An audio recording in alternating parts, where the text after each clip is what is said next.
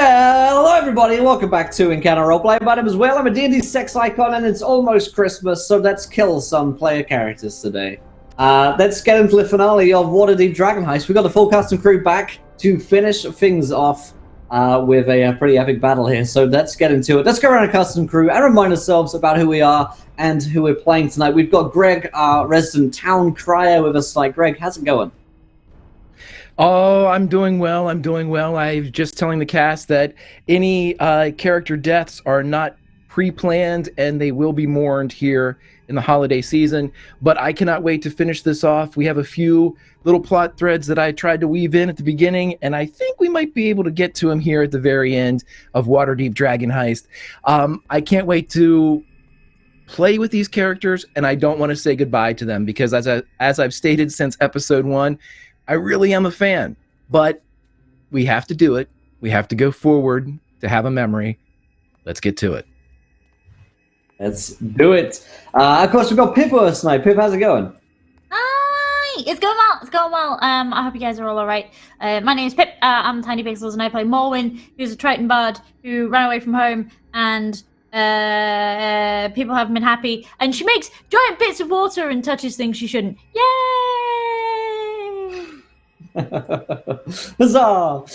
We have James back with us tonight. James, how's it going tonight, my friend? Hello. I'm doing very well. I can't believe it's coming to a close. I was seeing many Waterdeep campaigns begin and end over the past year or so, and I can't believe it's my time. It's been an honor serving with you, my friends.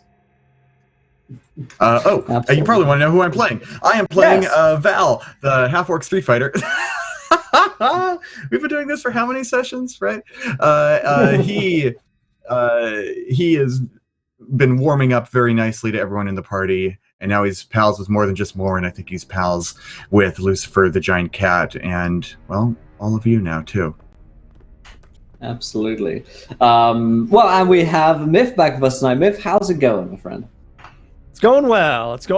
I'm sitting today. I'm snuggled in. I think it's like there's like an ice storm happening outside. I got my slippers on. I'm ready to play pretend and pretend I'm at a very dangerous nautical battle off the coast of Waterdeep.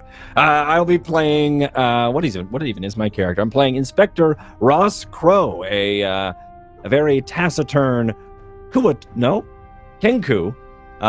Who is trying to investigate the party, as well as try to stop the many goings-on of the criminality and crime that is going on in Waterdeep. So yeah, that's me. I'm excited. Let's do this. Let's probably die. I'll probably die. Let's do it. Oh man, redundant. You killed 29 months. We'll settle down soon, buddy. After Christmas, New Year, new place. We have Vandy back with us tonight. Vandy, how's it going? It's going great. This is always the best way to start off a Monday, so I'm a little sad that this is the last one. But for the last time, I will be playing Ruva, the Tabaxi Barbarian, and she will be doing her best to protect her people, and also killing the people who want to hurt them. Let's go get some bad guys. Bad guys? That's bad guys. Let's go get some. Let's do it. Get some. Get some. I'll be playing Graham, the Dragonborn alchemist, who's just now remembered that he can cast Mage armor. So his AC doesn't have to be 11 this whole season. So that's how my day is going. Before we get started, so that's the thing. Before we get started today, I'm ready to go to a couple of things. Fantasygrounds.com, so go to virtual tabletop of choice, so go download it for free, get on Steam. Winnergames.co.uk, there's still time for all your Christmas gifts. If you want a board game, or war games, and minis, whatever it is, check out winnergames.co.uk for up to 20% off the retail value. And of course, if you need some beautiful dice for the holiday seasons, and Tabletop Loot is a place to go. Tabletoploot.com is their website, so go ahead, check it out, and be in for a chance to win a set of dice at the end of tonight's game as well. Here is the tweak for you guys as well. 20 retweets, viewer decision, where you guys get to decide something terrible, which happens to us. Like last week, I think you decided that Jarlaxle was going to come and kill us, and now here we are. And of course, you can Donate to affect the game, don't you dare. To give players nat 1s, nat 20s, wild magic surges, and worse. But that's all I've got to say. So let us hand over for the very last time to our resident town crier, Greg, to remind us of what happened last week on the show. Very, very well. And with a bit of sadness, I will step away for... Nobody else is sad, but I will step away for one last time. Be right back. Ding, ding, ding, ding. On my last day before retirement, hear ye, Morwen and Val head south. Ruva heads north. Graham heads out to sea via Shit Creek. The Viper gives Edmure sword to Graham. Ruva discovers Edmure's new address. To the Kraken's Folly! To retrieve the Stone of Galore. Kids at play in Mistshore. A fight aboard a derelict boat. Morwen casts sleep and suggests a sailor break his fucking arm. Ross Crow smokes. Val wants violence. Ruva needs answers. And a drow elf named Jarlaxle arrives in a submarine. How much is my 401k worth? I shall not see you on the morrow. And he dies. I think we should get a final round of applause for that wonderful town crier. Just have to pay respects. Flawless. Pay your respects. Amazing. Well done. All right, friends. Thank you. And as we continue with the final chapter in our Waterdeep Dragon Heist story, the actual ending point for last session, aboard the sundered ship, the Kraken's Folly, in the Mistshore district of the Dock Ward, you all were being swarmed by a sort of a hodgepodge town militia, ill-equipped group of thugs. And as this group of thugs kind of climbed up the sides, reinforcing the thugs that you had easily dispatched aboard the boards, what can only be described as a submarine breached the sound in the water in Waterdeep Harbor. Drow poured onto the sides of the boat as well, and a fabulous drow elf in a resplendent hat with a large feather extending from said hat rode the parapet or the top tower of the submarine into view. And as he saluted all of you, that is where we left off on the last episode of Waterdeep Dragon Heist. But what I would like to say is this: the half-elven girl that you had tracked to this area, one half of a pair of twins, apparently was carrying something with her. It was a loaf of bread that looked like it had 3 eyes in it, for lack of a better definition. All of you are surrounding this area right now, and as chaos descends upon the Kraken's Folly, before we roll any type of initiative, I will simply ask the group for the last time, what do you do? So last time, really? 3 hours. We could probably say it another time. So Your DM will remember that smart-ass comment, Myth. Oh no. can't wait. So Jarlaxle just rode into view, and we are okay. I don't know what I would do. I wave. Hello, it's Jarlaxle. Oh, hello, Graham. How are you? He shouts across the 50 yards of water. Yeah, I guess I'm okay. What are you doing here? Oh, just checking up on things. It's been a while. I haven't seen you since that quaint little coffee shop. What was it? The, London's Fog, I believe. Yeah, I worked there. Meanwhile, fucking chaos in between the two of you.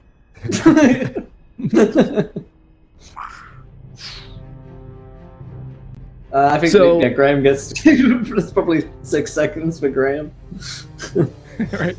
So I would like everybody, with the exception of Graham, because we all know he rolls nat 20s on these, everybody, and he's been engaged with Jarlaxle, so the rest of the party, if you could roll me perception checks, let's see what we have here. Yeah. Okay.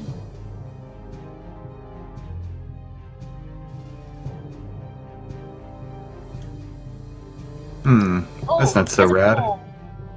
Yikes. Yeah. It's okay. I have a 20, I think. Yeah, I'm gonna use it. Oh. All right, so Inspector Ooh. Rosscrow, as you are, this is your bag of tricks here, is the ability to be able to decipher and drive details from a scene. You're the only one that notices as everybody kind of turns to see this incursion of multiple forces coming against the Kraken's Folly. You see 3 street children sneak aboard the back end of the boat, rush in, and one of them yanks the stone with the 3 eyes from the hands of the half-elven. And as she turns to fight, still wounded in the side from the rest of you, she sees them and lets them go. And Ross, as you see these 3 run and jump from the Kraken's Folly onto a nearby rooftop, you see 3 identical street children on the ground below on the cobblestones of Waterdeep look up, and one of them says, "It's us! That's us! Come on!" And those 3 street children take off after the identical 3 street children that are jumping over the rooftops with the bread with the 3 eyes.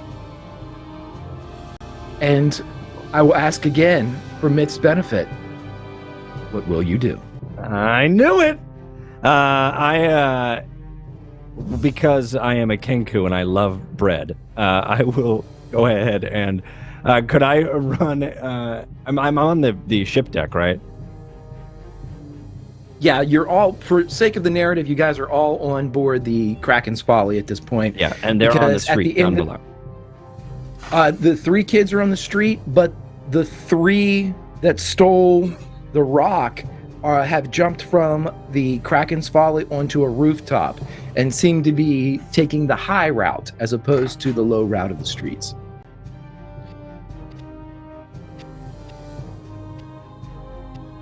All right, babes, let's get this bread. And soar, yeah, as well. And soar maybe to the ground, or they're the 3 weird kids, the identical kids who took the bread are on rooftops, and the kids who are, and the normal kids, maybe let's say normal kids, are down on the street. You will say Kids A and Kids B. Kids A took the rock and jumped to the rooftops. Kids B declared, "That looks like us!" And they engaged in Okay. pursuit. All right. Could I leap to and chase to rooftop from my position? Maybe using the scaffolding and, or dare I say, crow's nest, to then make my way to the roof. This is the last episode, and because of that fantastic pun, you may do so an athletics or acrobatics check with advantage, because I am a Sweet. fan of the bird puns. That's right. That's right. Gotta know your audience. Dad jokes for Greg. All right, so I'm gonna go with. Well, you said advantage, right? I sure Perfect. did. How's a 12? A 12 is just what you need to be able to clear and land on the rooftop. And for a second, Nice. your foot it hits the edge of a weather-worn brick, something that has seen both salt air and the heavy rains of autumn, snows of winter. But instead of tripping and falling the 30 to 40 feet to your hurt, you're able to catch yourself and land on the rooftop. And so with that being done, I will ask everyone else who did not witness the kids stealing the stone, trailed by the kids, having Officer or Inspector Ross Crow follow. Everyone roll initiative except for Ross Crow. He'll be going first in the initiative order, no matter what.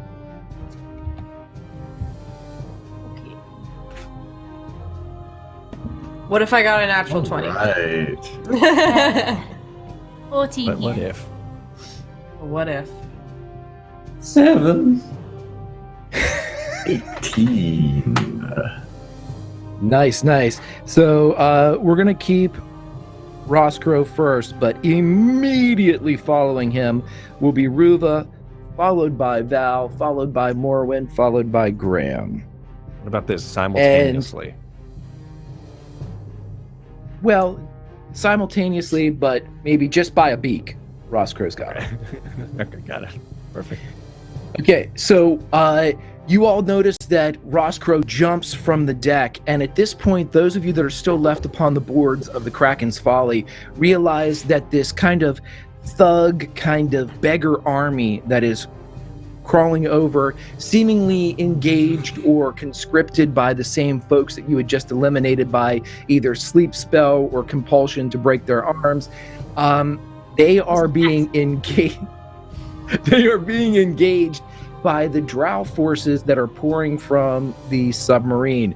The drow forces are making incredibly quick, efficient, and violent work of these thugs as they are being swept into the harbor for easy hiding. Ruva, you see Ross Crow jump, almost trip at the edge of the rooftop closest to the Kraken's Folly, but you see him take to the top of the roof, and you see that he's in pursuit of something that you haven't quite identified yet, but you see he's moving quickly. I picture Ross Crow as jumping like if you were to throw a chicken, like in a panic flapping motion, but also has some sort of distance. It's That's right. probably maybe It's what catches the, your eye. yeah, It's just him not Everybody- actually flying, but him trying. you always see those videos of people like throwing, for whatever reason, like turkeys at Thanksgiving, where they don't really fly as much as they get themselves an extra 6 inches. That's what Ross Crow did. It's a northern Gotcha. thing. We do it all the time. We always see Holidays. these videos? I mean, speak for yourself, always. but... Listen, hold on a Flooded second, James. timeline. That's all I see. Wait a minute, James. So- Hold on a second. Let's hold on a second, everybody. Listen. I'm on a delay, but I'm going to tell you this. Ask Will. Will challenged me one time on the air coming out of your eye hole. He challenged me, and then the video what? surfaced, and it's a thing. What, the air coming out of the eye hole? Go to YouTube, air coming out of your eye hole. Do it. Don't listen to Will. He's not the host of this show. Oh, he is, but I mean, he's in charge of everything. But he's this, and there's turkey flight videos all the Listen, time. Greg, the How fact did I that you get here? were once correct about something the completely darkest unrelated to the thing which you're talking about now has zero Absolutely. bearing or relevance on the statement that you just made, I'm with which Greg was on this one. we see these videos all the time to people No, throwing turkeys. You're trying to tell me that an air hole coming out of the eye and turkey flight videos have nothing in common? Will, Direct too correlation. silly now. Yeah, Boston Dynamics. We're watching. And we're back in the show. Right. And somewhere a robot is studying this stream, going, "Yeah, we can take them now. We don't have guys. We don't have to wait for 2025. We can take them now." This is it. Okay. Perfect. Right where we want them. Okay, so I see Ross Crow jumping, flying, trying to catch these whatever. And then I see Jarlaxle on the other side. And this like group of people, thugs that are trying to climb up on the on the boat? And is Jarlaxle helping us? Or is he like hiding them? Roll an He's just grieving insight right check. now. Okay. Because I don't... Okay, insight. Yeah, I just need to know if he looks like a friend or a foe. 16. Jarlaxle looks like he's there for a purpose that may or may not include your best interests.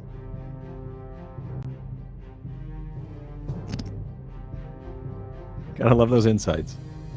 I don't like that answer. Okay, I'm going to back up a little bit. The girl that was there that I guess threw the bread over, is she still there? She's there grasping her side, kind of as she sees that these drow are absolutely decimating this thug army that had been conscripted to help perhaps her faction. Her faction is decidedly not the same as Jarlaxle's. Okay. Well, this is confusing. Okay, I'm going to... With it, also, I tell you, this might help a little bit, Ruva. With an insight of 16, I will give you this. It's more of a perception based. There are several hand crossbows being fired right now, and you can tell that none of the people that are firing these hand crossbows, the drow, are taking into consideration that you are among the thugs. So they're not taking into consideration that we're part of the thugs. It looks as if Okay, they're so- firing without care. Oh, okay. Okay. So I'm gonna look over and like look over at Graham and say, "We need to get out of here. This is not our fight anymore." And I'm gonna like, I want to I want to see if I can grab the girl who's injured and drag her with me, like off the boat. Okay, are you Ruva are is you right. going with Ruva, are you trying to go to the rooftops with Roscrow in pursuit of the stone, or are you just trying to get away? I'm just trying to get away at this point. Okay. 'Cause I don't know if I I really will saw let- the stone be going up, so. Okay, I will let you know this, that as you are pulling her away, that will have your movement, as she is not willingly going with you. So Sure. I will allow, it's not going to be a contested thing because she's wounded, but it will have your movement. So it'll take you about 2 rounds to get off the Kraken's Folly. Okay, that's all right. Okay, so Ruva Okay. is attempting to get Amalia off the boat, and then we go to Val. Val, what are you doing, my friend? So, Roscrow is pursuing the children with the loaf of bread. Correct. How far away from my position are they? They have just launched the Roscrow has just jumped from the boards of the Kraken's Folly to the nearby rooftop, so he's about 30 feet away from you. It's just a slight elevation that requires a jump, though. I turn to any of my friends who are left on the ship, and I say, "This is a welcome diversion," I say, gesturing to Jarlaxle and his sudden appearance. "What matters now is that item that those children are carrying."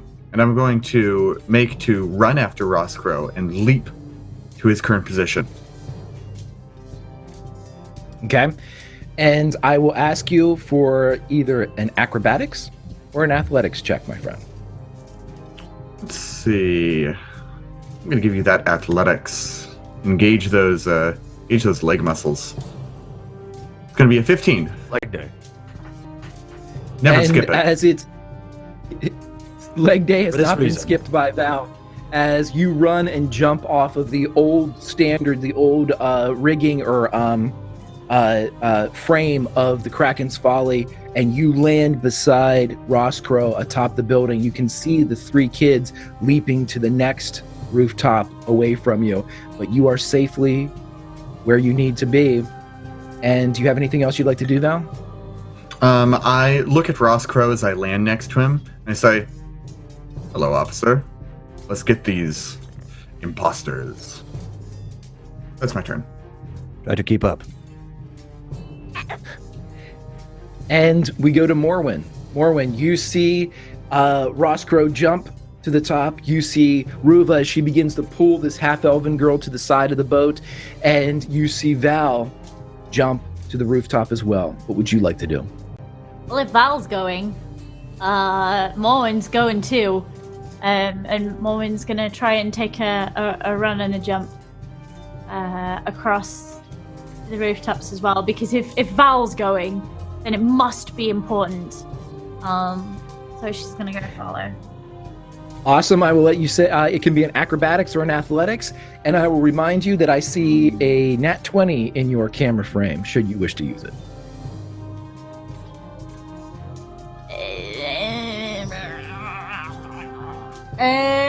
No, I'm gonna roll for it and maybe fall and die. That's gonna be fine. Perfect. Okay. Sounds good. Cool. You also break your arm. There's that nat 1. So That, that's actually 4, but it doesn't matter because There's that nat 1. Classic.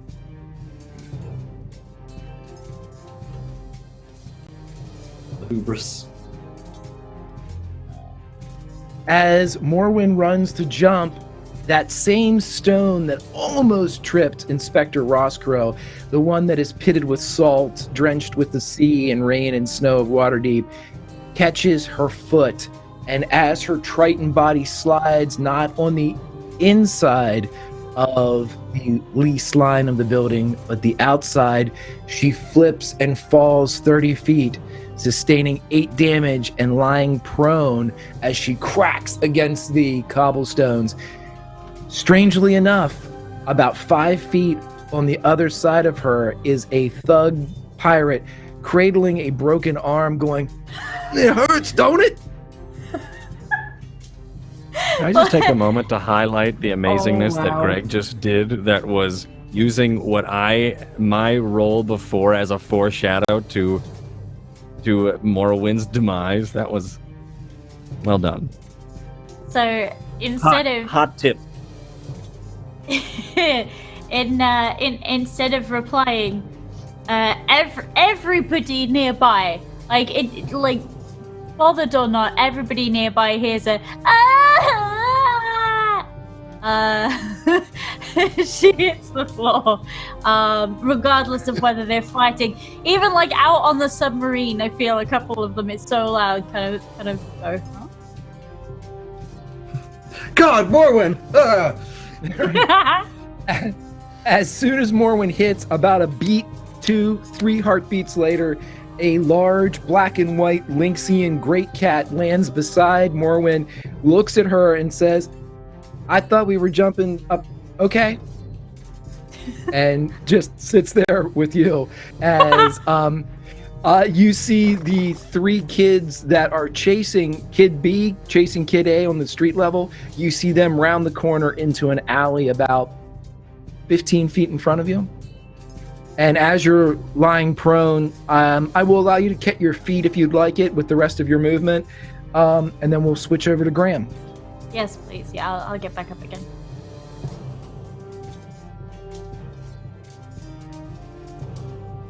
Okay. So Graham, you see the everybody else jumps either to. You see Ross Crow and Val make the rooftops. You see Morwen almost make the rooftops. You see Ruva carrying the half-elven girl towards the side of the railing, and you see Lucifer jump over the side. You are the last of your crew left this deep into what is the battlefield that's become the Kraken's Folly. Oh, I jump after where Morwen was jumping to. I'm gonna follow the squad and try and jump myself. Are you going to jump high Yeah. for the rooftops or low for High for the- Morwen's high- on the ground? Yeah, well, high for the rooftops. I'm aiming high, but I'm suspecting I could also end up low. And my friend, I will let you know that you can do an acrobatics or athletics, and you too have a shiny blue die in your camera. I don't need that. That silly old thing. Because I rolled 20s. Yep, that's a 20. Right, with the grace of a full and majestic dragon, Graham launches into the air as the Waterdavian winds embrace him, lifting him over. Down below, the scream of Morwen comes up and cascades over all the attackers and the sound of Waterdeep proper, but you land perfectly beside Ross Crow and Val. Your flight a success. And so, my friends, we enter into what is going to be a chase as you see the 3 kids A group jumping to the nearby rooftop and taking off. I will now go to Ross Crow and say, what would you like to do? But before you do it, roll me a d20. Okay. How's about a 3? A Kenku's 3. Okay. Go ahead and tell me what you would like to do. There is a jump between buildings ahead of you. It's not nearly the same type of elevation or width that the jump from the Kraken's Folly to here was, but it still is going to require an athletics or an acrobatics roll. Let me know what you'd like to do if you are in pursuit, Inspector Roscrow. Yeah, so he says, he greets Val as Val kind of gruffly lands next to him, and he says, try to keep up. And then he runs, and with like his beak low to the ground, trying to gain some sort of speed through, I guess, through instinct of trying to be defensive as well. He goes and leaps across the building as well, rolling. Hey, I'm going to be doing acrobatics here. Because that's I get a +2 in that. The 15.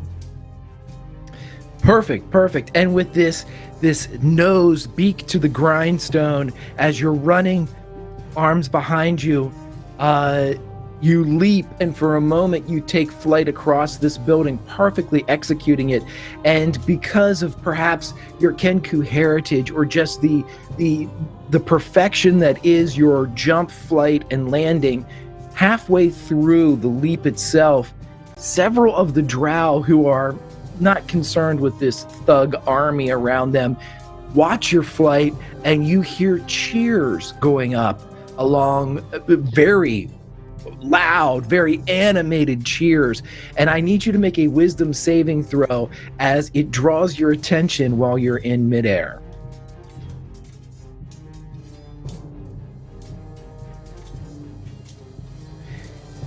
As you turn and look, your beak moving, and as the large beak turns and catches the wind just a bit, what would have been a complete catch stuns you for a moment, and you fall and grab hold of the side of the building you were attempting to cross. You do not fall, but you are now holding there, effectively in the prone position, but a position that you cannot affect until your next turn unless you are helped. Ruva, what would you like to do? I'd like to continue dragging this girl off the boat. Okay. Yeah. Ruva, you get to the railing, and as you pull her over, you realize there's only 2 ways this is going to go down. Either you're going to pick her up and jump off together, or you're going to throw her off because she's fighting you. I'm throwing her. I'm tossing her. I don't care if she gets hurt. Okay. You toss her off the side.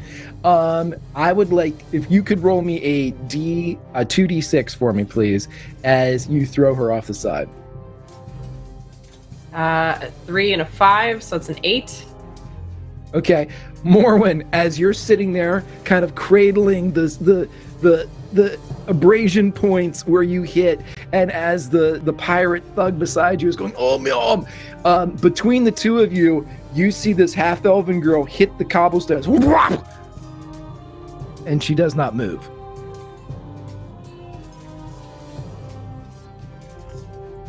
Ruva, what would you like to do? I'd like to jump down. Okay, roll me acrobatics or athletics, please. Okay. Roll athletics. 13. You land fine beside Morwyn. You see that the half-elven illusionist that you threw off is lying very still.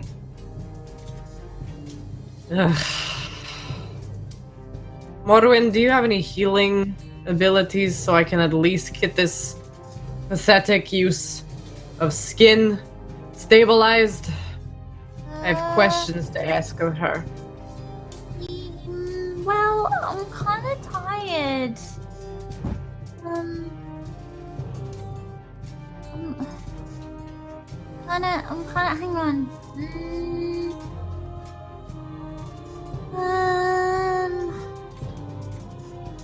You're No. tired. No, I'm kind of tired. I'm sorry. Oh no! Wait! Yeah, no, I can do heals. I remember now. And that will wait until Morwyn's turn as the crumpled form on the ground continues to get colder and not older. As we go to Val. Val, you're on the rooftops. You see Ross Crow make a fantastic, almost a theatrical leap from the building you're on to the building that the kids, the Group A kids are on. But then at the last minute, you see him get distracted and you see him go down and his fingers grab hold of the edge. What would you like to do, my friend? I mutter to myself, try to keep up, and I'm going to leap across towards where Ross Crow himself is, and I guess I'll make a check for that first, because what I do next depends on whether or not I make that. Absolutely, and make the check for me, and then That's which is another success, 15? Yep, and roll me a d20 as Ooh, well. Okay. Ugh. Nat 20. With a nat 20, you get an additional action as you jump across this area. So in addition to dashing or using your full movement, you have another action on top of it, my friend. What would you like to do? Okay, so here's how it goes down. I leap across the building, and I do a little roll as I hit the shingles. And I get back up and I keep running, and I see where Ross Crow is dangling. And I guess with the extra action that turn affords me, I'm going to skid to a halt, get down on my knees, and try and pull him up from where he is cliff-hanging. With a 20, no roll required, as you easily pull the Kenku up to your elevation. And because you have your full movement left, you may continue your pursuit and get 30, 35, 40 feet ahead, whatever your base movement. So I set Ross down back on the roof, and I look at him and I say, "You tried, keep up." And I'm going to leap across the next gap and head right towards those kids. Awesome. Okay. And in fact, with that, go ahead and roll me another acrobatics or athletics as you are pulling very close to these kids. Here it comes. Ooh, that's not so good. Pride cometh before the fall. Oh. Literally, That's a 9. as you turn and slip, but there's something as you're running, you feel the ground not, with your reflexes and your physicality, you realize you don't have the approach you need. So it's not a fall. You just stop and slide at the edge of the rooftop that you're on, Val, and realize, no, I need to do this again. This isn't right. And you you lose time as you see the kids run and jump to the next rooftop. So there's no fall. There's just... I glance over my shoulder and try and make sure that that Ross didn't see that.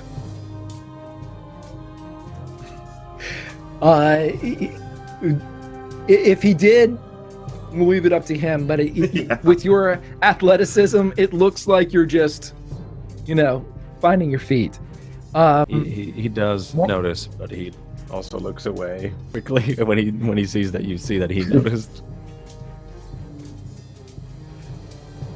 This is like an 80s movie montage where they realize they like one another. Okay, Morwyn, you're on the ground. You have seen the smash. You have seen Ruva say, "Do you have any healing magic?" You have remembered that you do, and there is right. Oh. And there is a collapsed half-elven illusionist at your feet. Okay, I am. I'm gonna try a healing word. I'm gonna try a healing word over on spell, and I'm immediately gonna like crawl myself over and put my hands on her and be like, I can do the heals. Wait. No, Should you maybe heal yourself first? no, I'm good. That's not how it You works. look like you have a few scratches. Shh. How does it work? And then I'm gonna cast healing word and hope that I understand how that works. And what I always like to ask when somebody casts healing word, what's the word? So I feel for Morwen, a lot of the magic that she does, and a lot of because a lot of her sort of bardic stuff is all very musical and very sort of lulling and soothing. But then occasionally you get these odd spells that she'd learned from back home that aren't particularly musical in any way. They're just kind of panic noises that she picked up somewhere along the way, and they just kind of work. So where Ruva might have been expecting something kind of soothing, some kind of lullaby whispered on a wave, this is just her kind of going.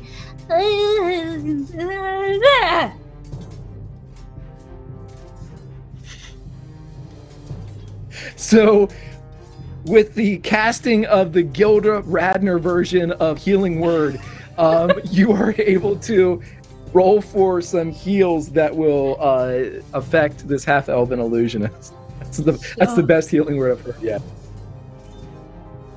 Good. That's 5.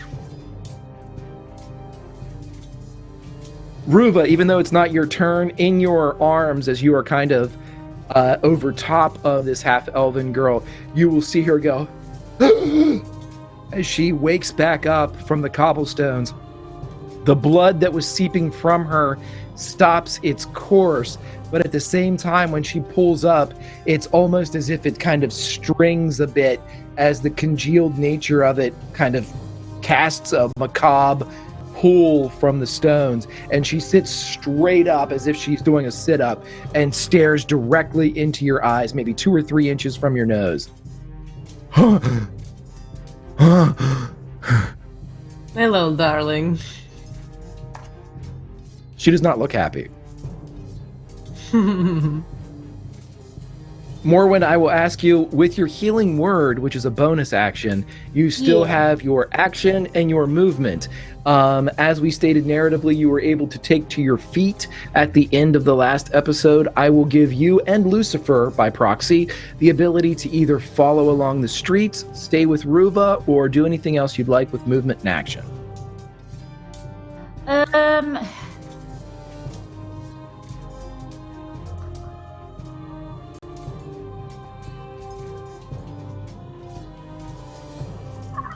I don't know whether to stay with Ruva or to go.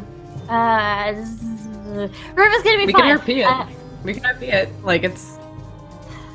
Yeah, okay. I'm gonna look at Ruva. I'm gonna climb onto Lucifer's back, and I'm gonna look at Ruva and go, "Hey, do you want me to stay, or shall I? I can see them. They just went around that corner. I can Go. I want to have some words with this one. Go. Okay. I just want to smack Lucifer kind of on the rump and just tell him to take off. Morwen, you would hear, "I'm not okay with that." And then Lucifer would start to run, and quickly Lucifer is pounding, and you realize, damn, this cat's fast. And as you're holding on to the black and white Lynxian kind of fur that's coming off of the head and everything, the mane, you are able to ride, and as you ride, you go so fast that as you round the corner, you see the 3 kids that are running through the alleyway looking up. looking at the jumping figures across the rooftops, and you quickly overtake them.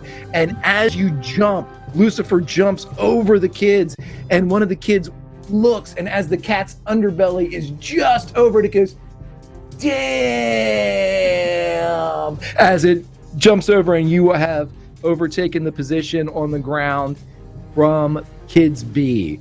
And welcome in all the raiders from Laugh Love Lindy. Hope you enjoyed the Blood Plague. I read that. Remember that one? Hey!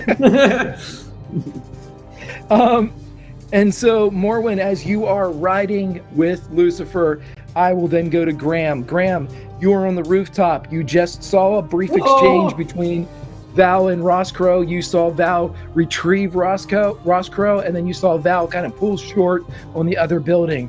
But they are a building away. What would Graham like to do? I am...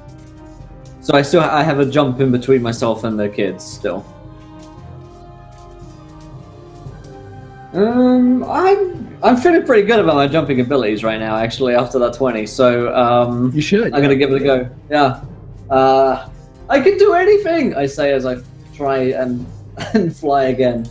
Acrobatics. I can do it. Yeah, 16 on the acrobatics check.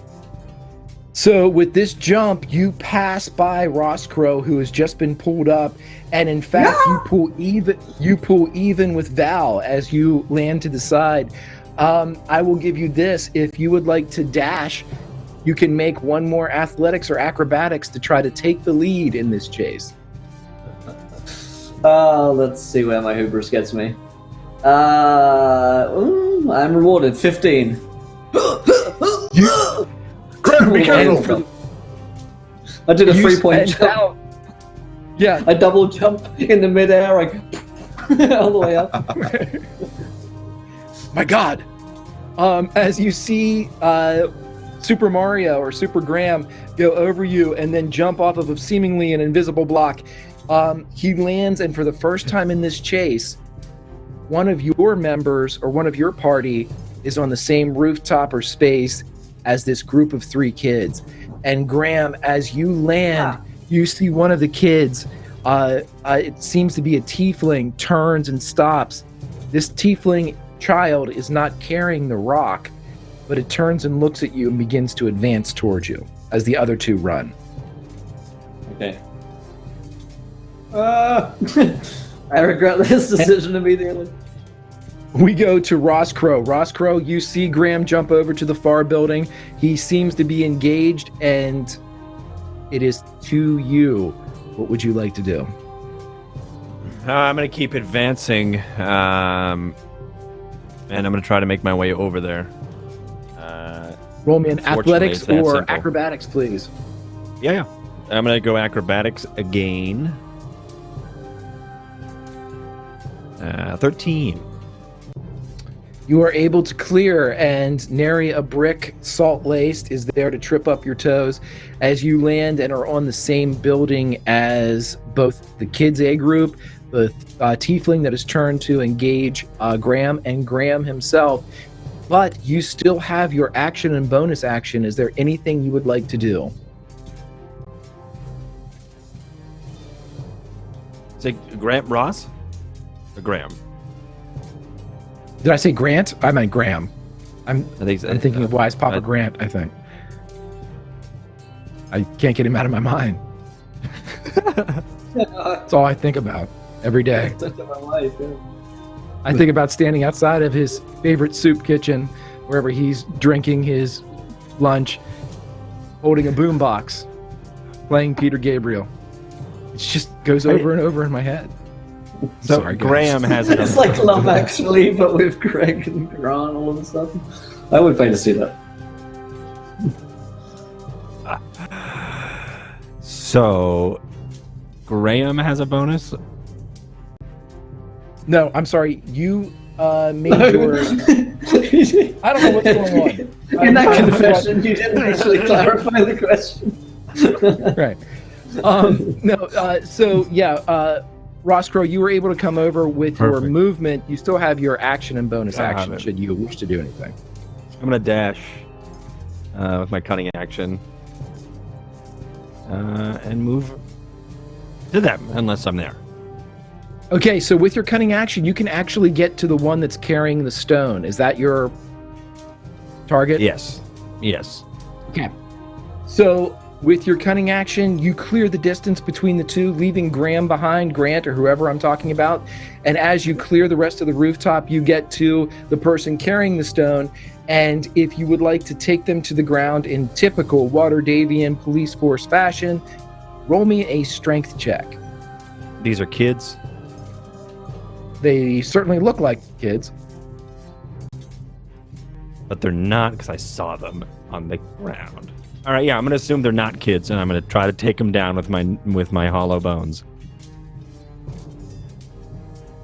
The 17. So, right, Graham Ellis sees Roscrow take this kid with the stone to the ground as legs are taken out on the rough stone the rough stone of the rooftop.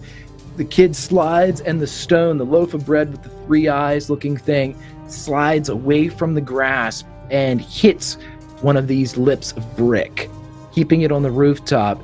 But all of the other kids, including the tiefling that had turned to engage Graham, turn and look to see the course of this stone as it comes to rest. It's almost like in a bar fight, someone pulled a gun, the gun hit the ground and clattered to the very middle of the room, and all of the fisticuffed combatants turned and looked at it and realized, if I don't go for it, someone else is. Right. And so you have your action left as you used your cunning action to do that. Could I don't have a ranged weapon. I don't think. Yeah, could I take out a... I threw my daggers last round, didn't I? The last session. I don't have any more. Yeah, I'm gonna try to run over to it if I can, if this action. If I can't, then... So, yeah, using your action for movement again, you are able to get up, and without any reaction from everybody else, the person that you took down was knocked prone by your movement because of their current state, and you are able to get over and you grab the stone. And as soon as you grab the stone, I'd like you to make a wisdom saving throw for me as I go to Ruva. All right. I'm holding this girl. And she is looking at you, and she is not happy. Where are your friends taking the stone? To what it opens. And what would that be? Little illusionist. Power. A whole city. You know, you're just dead. So unless you give me clearer answers on where I can get this and go to this, you will be back into this darkness that you were just in. Roll me an intimidation check with advantage because this person was just dead. Okay. Intimidation. My intimidation's not that great, surprisingly. A 9. You'll never know. We will Suit yourself. rule this city of splendors. She growls in your face. You can tell that there's a zealous quality to her eyes that speaks of a self-sacrifice that usually accompanies like a cult. I will ask you one more time before I take away your chance to see this ever happen. Where is it? She reaches for one of your weapons as she's going for like a belt knife or trying to get your own harpoon away from you as she is fighting at this point. But I will allow you... Oh, yeah, sorry, this isn't her reaction. Yeah, it's not her reaction or her turn. You can see that she's moving to actively fight you now. Okay, then I'm going to unarmed strike her across the throat, or attempt to. Let's do that. With my claws. A 9. As you have her in, this is an advantage strike because you have her literally in your grasp. So go ahead. That's not any better. That's an 8. Yep, she's able to pull away maybe the fear of death that she has just so recently embraced, causing her reflexes to be a little more honed. But she begins to kind of crab crawl away from you as she is looking for now an escape. But there is a hate, a vengeance in her eyes. You still have your movement. We're close to the water, right? You're right next to it. Yep. Can I? If it's movement, I can't like kick her or anything into the water, can I? I am going to say that as a DM that would like to see somebody kicked into the water, yes, you may do so. Okay. Then should I roll for that, or? Let's roll an unarmed attack again, and we'll see. Let the dice tell it. If she's going to go into the drink, she's going to go into the drink. 12. Into the drink she goes with a 12 AC. Okay. So as you kick her in the ribs, she travels and roll me some damage too, because she currently has clawed feet. 5 hit points with your... The 6. So, as you punt her into the air, you can tell that her flight into the water is a one-way trip. As again, you see her go limp in the air, the eyes roll into the head as she drifts and splashes into Waterdeep's harbor, where she accompanies many of these presumably same-factioned thugs that are floating in the water as well. The drow have taken the top of the Kraken's Folly and seem to not be celebrating as much as searching for either a target or something else. Okay. I'm guessing I don't have any. That probably takes up my entire movement then. So I'll stay put and I'll wait. Yeah, one of the drow comes over to the railing and looks down and watches you kick this half-elven into the water, and almost as if watching the opera, this drow, it's splendid, love it, as the half-elven goes into the water very dead. And so we will go to Val. Val, you see that Ross Crow has picked up some type of stone on the roof, and that there are 3 of these kids kind of circling around the area. What would you like to do as they seem...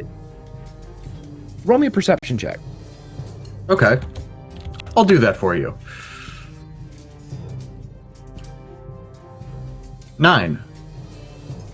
Yeah, you just see them kind of milling about on the top of the rooftops. It's not really... You're not sure what their actions look to be, but they seem to be surrounding Ross Crow. Okay. I shout, Ross, watch your back!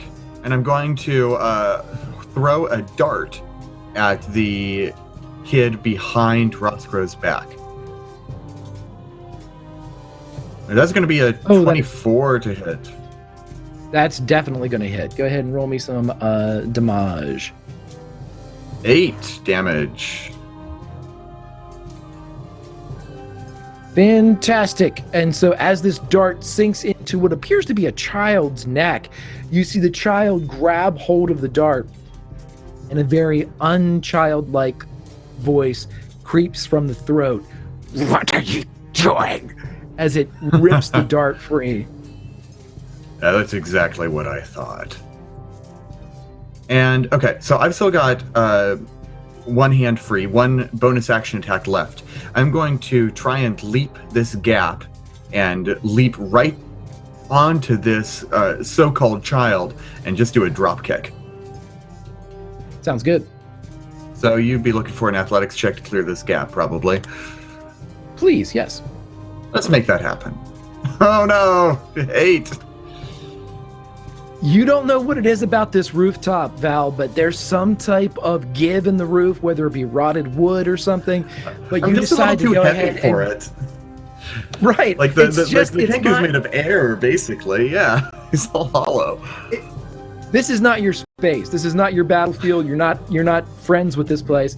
But as you go to jump, you make it to the other side, but your balance betrays you. And for a moment, you stand on the lip, your arms pinwheeling comically as you try to keep your balance on the rooftop that contains the children and Roscrow. As we cut to Morwen, who is running atop Lucifer on the back of this great cat, and you look up just in time to see Val, arms pinwheeling in an alley near you.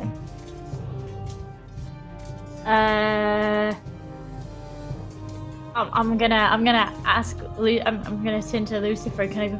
Can we help there? Can we help? Can we get there? Well, yeah, but you're gonna have to get off. Oh. Okay. Do you want me to get him? Yeah. Go. As you're riding, Luck Dragon style. So with a kind of a shake, Lucifer begins to kind of prompt you to get off of their back. Yeah, okay. Fine. All right. Fine. Just. Okay. Okay. You hit the cobblestones with a slide as Lucifer, using your bonus action, jumps up and smacks Val on the ass. Val, you feel yourself balancing, going the other way, and then all of a sudden, 2 staggered steps forward as this great paw lands on your backside, and you see Lucifer land back in the alleyway and pad back over to you. I got him. I'm not okay with this. Thanks, kitty. Gotcha. Yeah, Lucifer, I learned it from Ruva. I was uncomfortable with it before, but now We're all uncomfortable. I don't need to know that you learned ass smacking from Ruva. I didn't need to know that.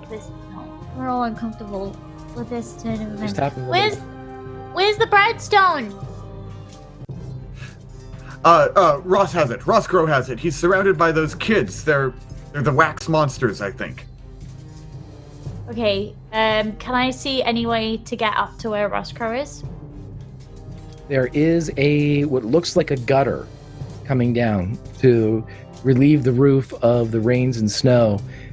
So you would have to climb up said gutter if you would like to. I will remind you that you have a 20 I know, but in your camera box. I'm the sort of person in RPGs who hoards potions endlessly and never uses them just in case I need them. I am the worst at this. I can't. Okay. Yes, no. I'm gonna try and climb this. Actually, how much health do I have? Do you know what? I'm gonna use my 20 to climb this gutter. I'm glad you checked that. So with the natural 20, you quickly scale up the gutter, and as soon as Morwen takes to the same rooftop as Val, as Roscrow, with Graham coming from the other side, everybody now outnumbering these 3 children, you see them look at one another and begin to scoot away from both Roscrow, from you, and presumably from aggression. And we are out of combat as everyone is either going to catch up. Ruva, you are able to see on the distant rooftops your friends standing there. You can see the silhouette of Val predominantly displayed. Graham's dragonborn heritage lends itself to a cunning profile. and you're able to make your way over there. But before you get there, the 4 that are on top of the roof are able to see these 3 kids backing away.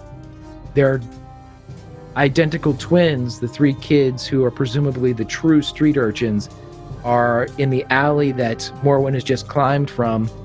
They're looking up. What's going on up there? Do you see us? I'll walk up to them and be like, Thank you.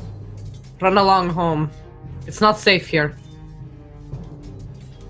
Go. Talking about? This Not is our safe. home. This is Waterdeep.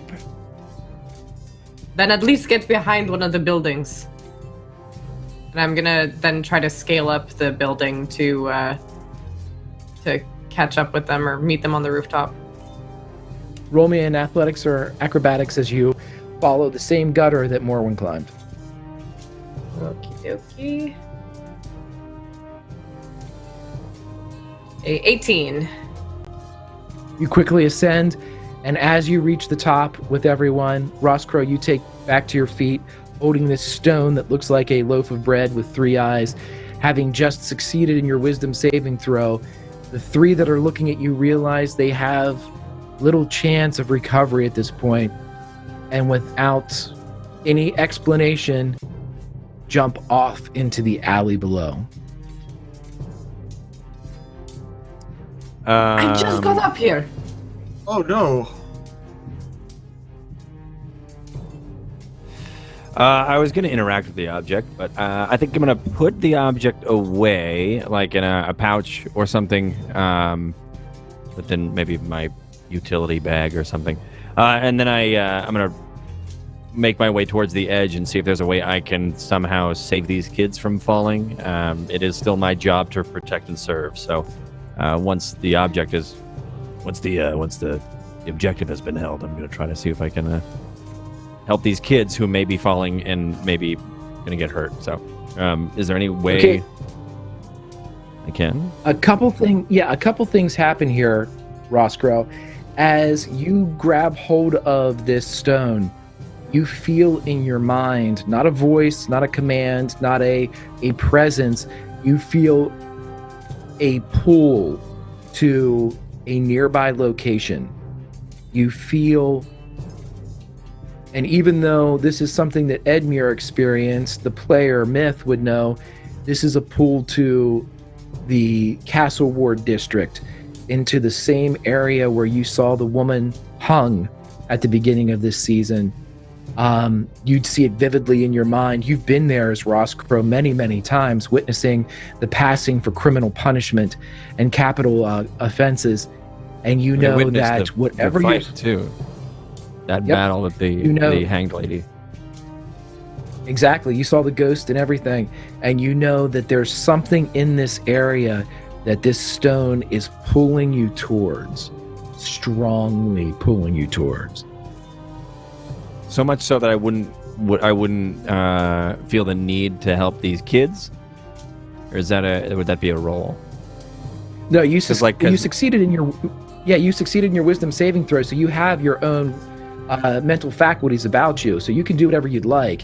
But you feel this extreme mental drive, this direction being given to you, and you realize that several blocks to the north and to the east, there is something or north and west, there's something that needs to be done, something that this stone needs to show you. So with that now, I guess I'm holding the stone within this giant feathered hands of the Kenku, and I go to close my feathers around it and put it away, and then I look up towards the ledge and I see the kids just leap off. It was a confident leap, right? It wasn't like they knew what they were doing, it seemed. It was a definite planned and deliberate jump, yeah. Yeah, it wasn't just like, oh, we fell. All right, or a panicked leap. So I'm gonna wrap my hands, or my feathered hands around this, and I look up and I sigh at the kids leaping from the ledge, and I take a beat to just kind of wrestle with Do I save these kids? These aren't kids. They're not kids anymore, Ross. These are criminals. Also, they're probably heading towards this location. What about this location in the north or the northeast? And then and then probably for the rest of the turn, I'm wrapping my mind around the obsessive notion that I should visit that location. So I guess for everybody else, you see me look and I take a beat and then I start staring at and then I open up my hands and I start staring at the stone, and then I like cock my head up and I look towards the as like a rooster would with their one eye and their side beak towards over towards the castle ward.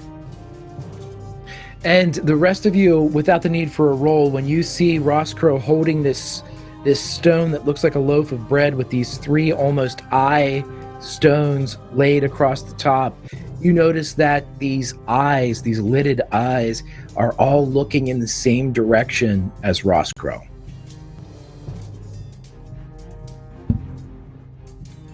Roscrow? Officer? Yes. The illusionist told me that this opens the city in some power. Is it wise that we follow where you're looking? Where they are looking? Oh, I guess he looks down and sees that this thing is looking towards the same direction. Yes. I think there's something there. Something we need to find.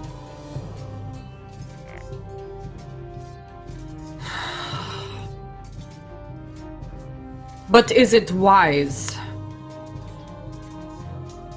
Wisdom is not my job. But this is. And he kind of, he wraps his hands around it again and puts it in that pocket, and he starts to make his way towards the ledge and try to find a way down. Closest ledge towards the castle district. There may be a safer way down, but he's going to take this way because it's sort of this impulse to head that direction. I guess I'll look around to the rest of you, like, do we want to do this? I mean, it might teach us something, right? We might be able to learn something from it. It's got something to show us. Well, Graham? if it's got something to show us, I want to see. I mean, I guess we haven't really done the wise thing a lot of the time. We're not wrong. And Val, you're really okay with this? I think I have to be right now. Why is that?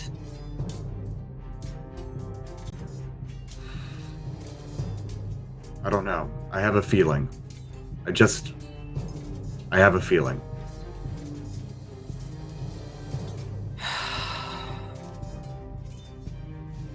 Okay. We're going to find the power of Waterdeep then. But if we die, I'll kill all of you. And I'll find a way down. That is a perfect segue for me to ask Ruva, hit point wise, where does the group stand? I'm not full health, but still high enough up. I'm only wounded 5 points. 6 points. I'm at a stout 13 out of 13. Jeez. Yeah. Nice. Oh, am I the most Party. wounded then? I have like. Uh, How much do you have? I got hit. Right, I'm at 7. Oof. Okay. I'm 7? at 22 out of 30, so I'm okay. Okay. So as the group is following the pull of the stone that has been gifted or taken by Inspector Roscrow, you guys quickly make your way to the castle ward, to the same square where you saw the execution of the Trotter woman many weeks ago.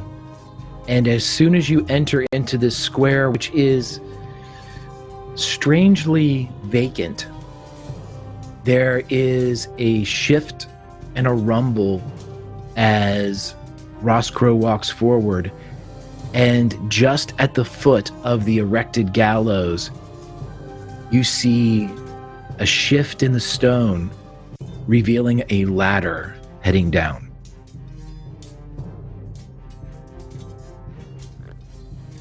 Kind of turn my head cockeyed towards it. And kind of look back towards the party if they're there yet. If they aren't, I still descend. We're with you. We're with you. Yeah, he looks back at you guys and he just kind of shrugs his big wings and then starts hopping down. Talons, more so less with his wings, but more of a talon walk down the ladder than him actually holding on with his hands. Okay, so a quick kind of half slide, half kind of stuttering jump down the ladder. Roscrow is the first to arrive. About, if your estimation is correct, Roscrow, you're now about 60 to 90 feet below the surface of Waterdeep.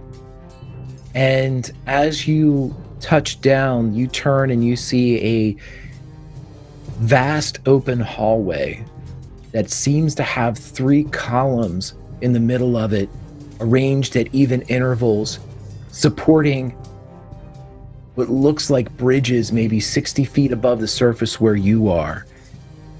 You think that high enough to the point where you're looking, the ceiling of this new space is probably directly under the gallows that you saw the Trotter woman laid to rest. And as you land and look around, the stone begins to pull again in the direction deeper into this area, but you feel it pulling up as well, as if it wants you to head towards the bridges you see suspended above you, but there's no way to ascend to that height. How are they suspended? Are they chains, ropes, stone carving? There are 3 columns that originate at the floor of the place that you now stand. Their columns go up and attach to these stones. And in fact, instead of being oh so helpful, you go over to Fantasy Grounds, our tabletop of choice. You'll be able to hopefully see what I just put up. I see a thing that can represent what you said, yeah. Nope. Cool. All good. All right. And there's a bridge that goes top to bottom here? There seems to be one, correct. Across each of these, running east to west, these lengthwise areas, each of these 3 columns in the center seem to be supporting a bridge traveling from east to west about 60 feet ahead or above. Got it. So there's 3 of them. Okay. Not one causeway that I thought. All right. And that's 60 feet above us. Correct. I wait for everybody. And the rest of you and then I go. Sorry. No, I was just going to say they took the floor too. Yeah. I just wait for everybody and I go, we have to go up there. How? There's no ropes? Yeah, how exactly are we supposed to make it all the way up there? I can't really fly. I mean, not to... Yeah, I don't think even Roscrow can. He's got arms, not wings. Thanks for mentioning it. I'm sorry. Up again. You all would see, now that you're on the ground, and ease out of the lower southern hallway where you arrived, you will notice that in each of the alcoves, you notice large metal double doors. And they seem to extend, a pair of them on the east wall and the west wall of each alcove, all the way up. 8 sets in total.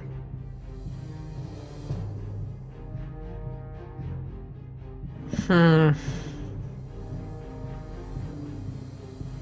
I go and inspect them?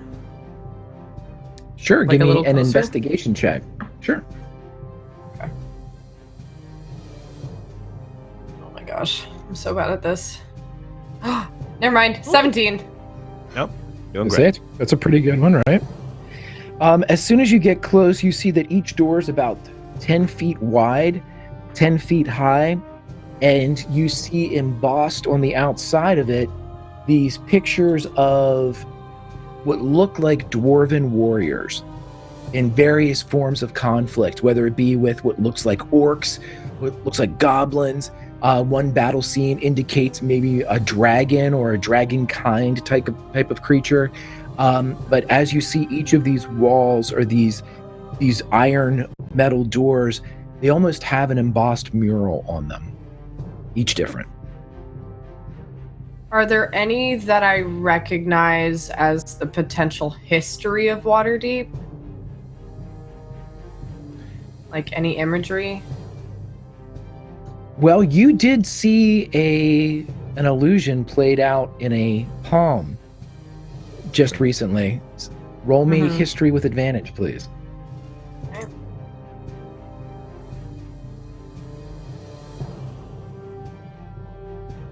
A 9.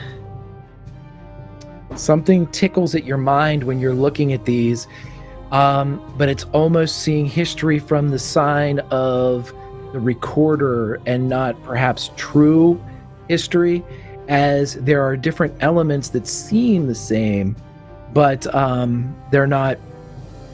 You're not making the connection between what you're looking at and what you remember. This seems familiar. These signs on the walls. I don't know why. Do you know what's familiar about them? It just feels like something I've almost seen before. These fights, I stepped towards her. I stepped towards her in the images.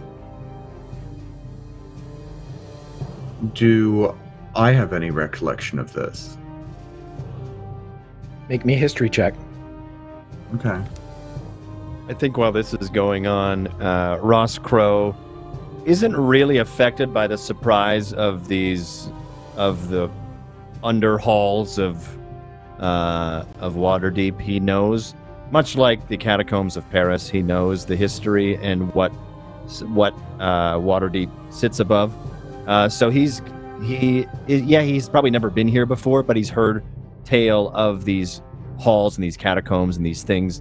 Not really catacombs, but these halls underneath Waterdeep. So he's not really surprised by the murals and surprised by what he sees, but he's going to use this embossment as an advantage to climb up onto the bridges to continue his mission.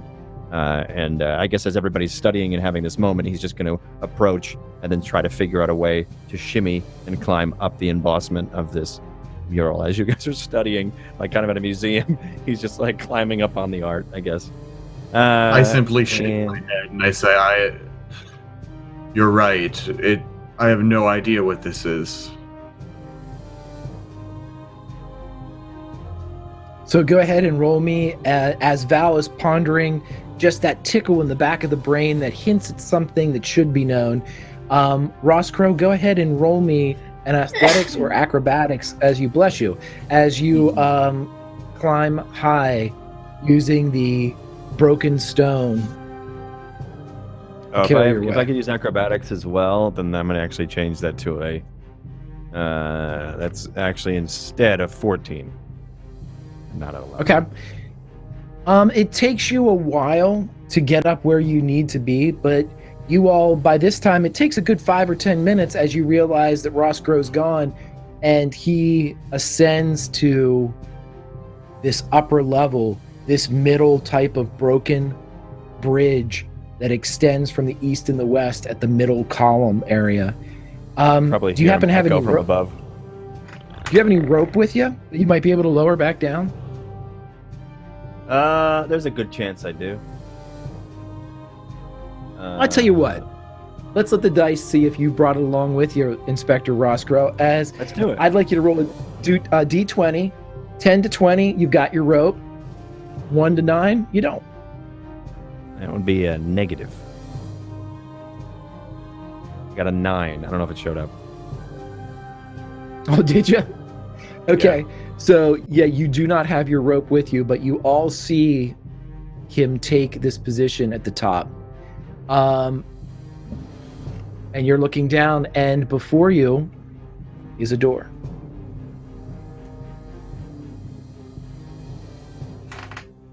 I believe I have some rope. Probably try to throw it up to him. Inspector, is there anywhere you can attach a rope?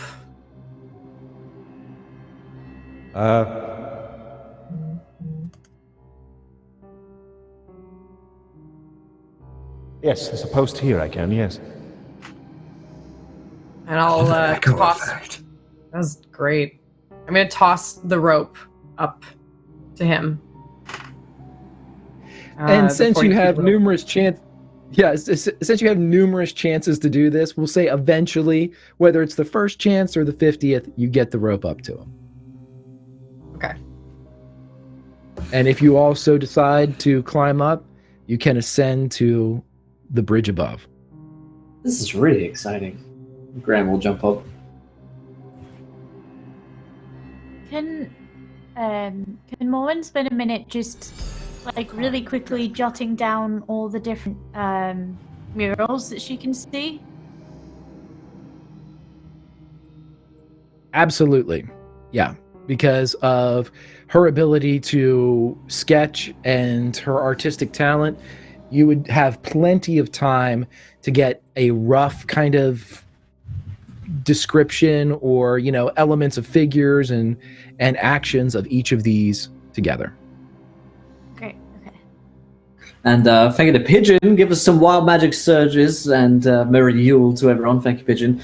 Let's see. I get to assign these. All right, I will give myself a wild magic surge, and I'll give Roskra a magic surge as he's down there, and I'll give let's see, Morwen a magic surge while she's having a look at those portraits. So D10 These found. always go Good. super well for me. Like super well. Yeah. Well, I rolled 100,000. That is not what I needed to do. Do you want me to roll these for you guys as well? Okay.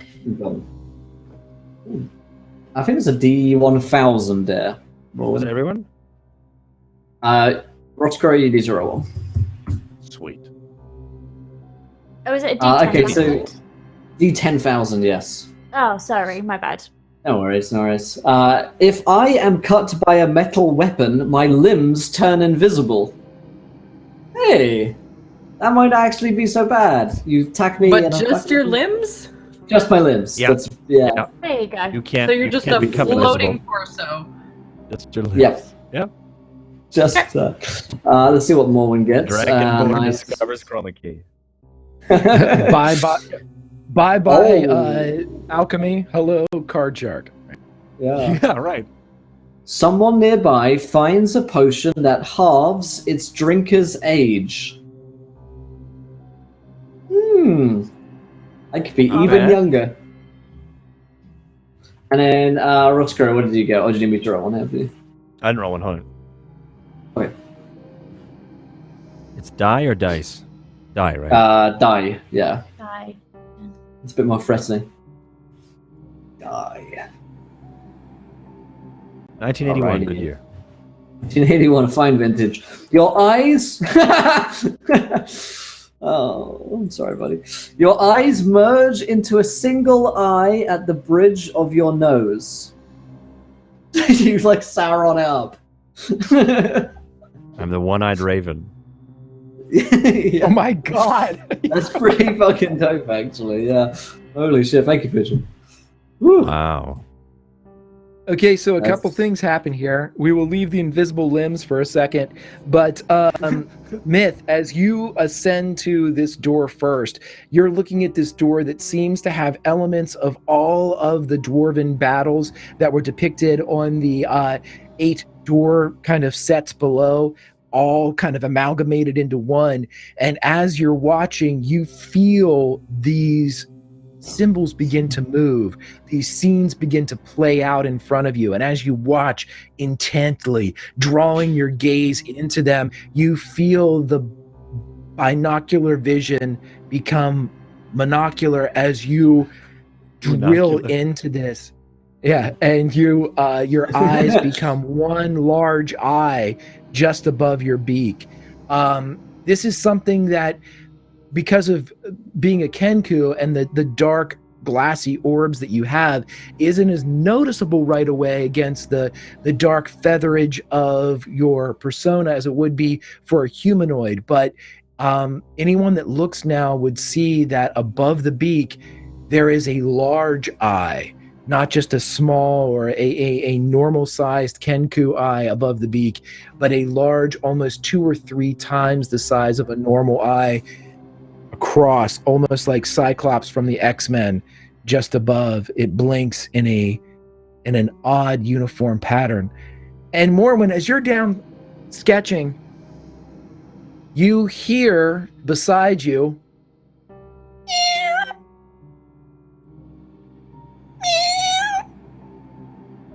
Oh no.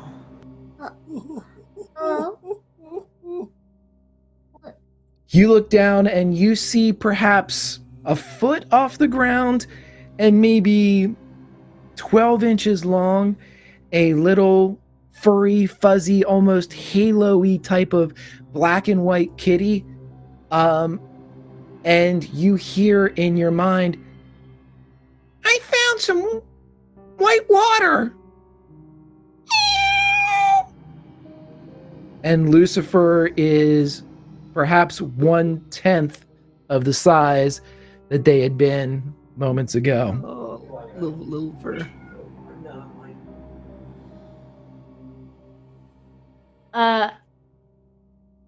Is that you? How'd you get so big? There I am. How did you get so small? I don't know. I drank some white water. It tasted really good. Oh my goodness. Why are you so big? Because you got small. I kind of like this. What's that? There's nothing for you down there. Lucifer is now the size of a domesticated kitty, as their age has been reduced drastically by whatever potion or concoction Lucifer has gotten into. But Lucifer can now be carried, unfortunately no longer ridden. Okay, well that's fine with Morwen. Like that's absolutely fine. Scritch is like all day. What are you doing? What are you doing? I don't know, this is great. I like you being big. I'm not sure about you being small. No. I'm gonna go sleep somewhere. Okay. So you have a small Lucifer now, and as you you can at this point take to the same, climb up the rope and get to the door that the rest of the party is standing in front of, should you desire. Your sketches are complete. Yeah, that sounds good to me. I'll go do that. Okay, so you and Lucifer are able to ascend. Everyone else would see that Lucifer has shrunk in size dramatically, and that as everybody begins to notice that Ross Crow has one eye now. The one-eyed raven can see all, past, future, what will be, what is, and the potentiality of everything, timelines, and family trees. You stand before a door. The depiction of the dwarven fights in front of you. What would you like to do? Is the depiction of the dwarven fights embossed on the door too? What kind of door is this? Stone, wooden? It appears to be Double doors? metallic. Yeah, it appears to be metallic double doors. They are roughly 20 feet by 20 feet, where the ones below were 10 by 10. And the stone, both your eye and the three eyes set into the stone all stare directly at this portal. Ross looks and says, and kind of looks to all of you and goes, "Well, I guess we have to go in." I guess at this point you guys realize that he has one eye as he looks towards all of you. Yeah, you. Gods, Ross. Oh, that's weird. No, that's Do you always do What? that? What happened? your But face. what? Your How eyes, you noticed your it? eye. My what? You've gone all cyclopean. You've only got one eye. It's kind of weird. Have you always have one eye? Didn't you used to have two eyes?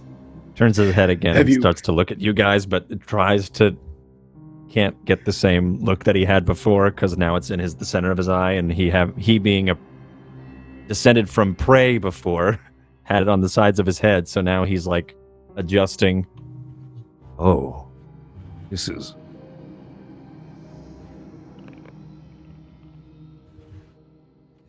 And he doesn't quite. He starts to I can see This my is- nose. We'll have to work with this lady. I can see my nose. Is that what's happening? Like smoke is like going into his eye from the cigar that's still burning. This is awful. We'll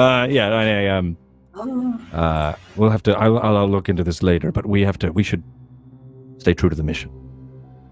And he This goes and place starts to is figure out a way to open the door. this place is ancient. This place is older than any other structure in this city. It must be.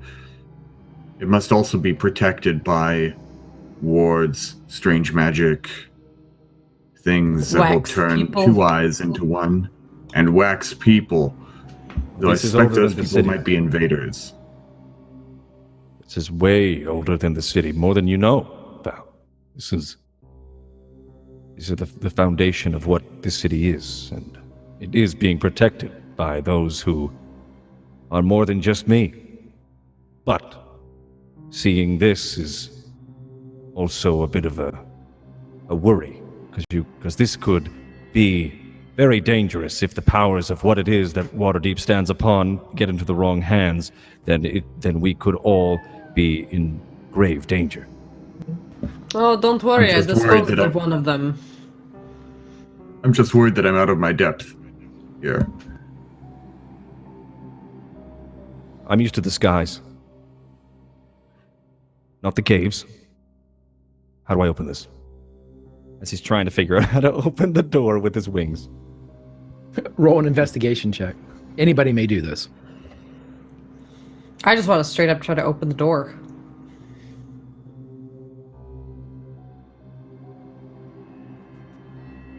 Yep, got a 7. That makes sense. Okay, so Morwen and Graham, as you are kind of like investigating the door, you realize that it doesn't seem to be locked, and Ruva just goes and pushes open the doors as they. There it is. Like you And- opened any other door. Oh yes. Oh, What you all see before you is a vast room filled with piles and piles of gold pieces. You see dragons, which is the currency of Waterdeep, everywhere. Piles of it, piles of gems. It's a proverbial Scrooge McDuck. I'm going to go swimming in my Don't do vault. Don't do Yeah, if you've watched Family Guy, don't do it. Solid. So as you as you go in and see this almost, it doesn't produce a light, but it seems to reflect light from everywhere as glints and glimmers and glows are cast and reflected by this metal. And as you step forward, I would like you all to roll perception checks, but you all see a dwarf walking towards you. Oh. 20. Roll a dice. Can you be quiet? How did he get here? 19. 5. See you at 18. Those are fantastic rolls, but there is one that is fantastic-er. Ruva, we'll get to you in just a second. As you all see this dwarf walk toward you, the dwarf has a large smile on their face, and... Well, what are you all doing here? Wasn't expecting company.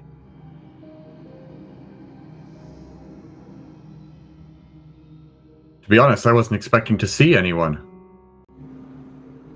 Who are you? And how long have you been down here?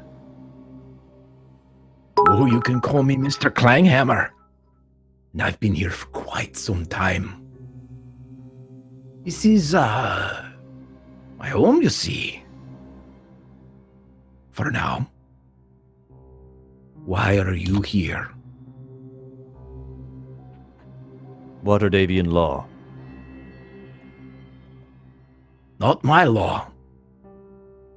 Ruva, as you see this exchange between your party and this strange dwarf, just out of the corner of your eye, perhaps because you have witnessed the shadow before, you see a bleed of the shadow and the glint of the gold get interrupted for a moment, and you see Artemis slip from puddle of ink to puddle of ink. And as he turns and sees that you have noticed him, he bows his head.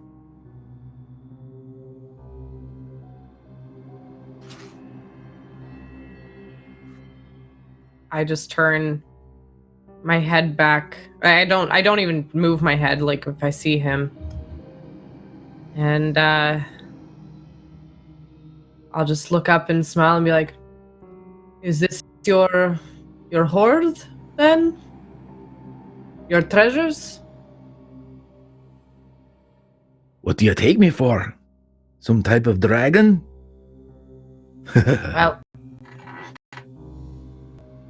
it seems enough to be like a dragon's hoard. It does. The grandest dragon hoard that there's ever been. I'd be What are proud you to be doing one. here? Guarding it. What are you For doing who? here? My Merely employer. exploring. And who is your explorer? Your employer? Not a dragon. The open lord of Waterdeep himself. Lord Neverember. Yourself. Herself. I've seen him. Hi. Huh. You don't get up surface side much, do you, friend? The Open Don't Lord. we have a queen? The Open Lord's a woman. Her name's Laurel Silverhand. Now, I don't keep up Ah, with the public hell do you politics say? much. Well, a couple of years ago, maybe even a couple of months ago, Lord Neverember was ousted.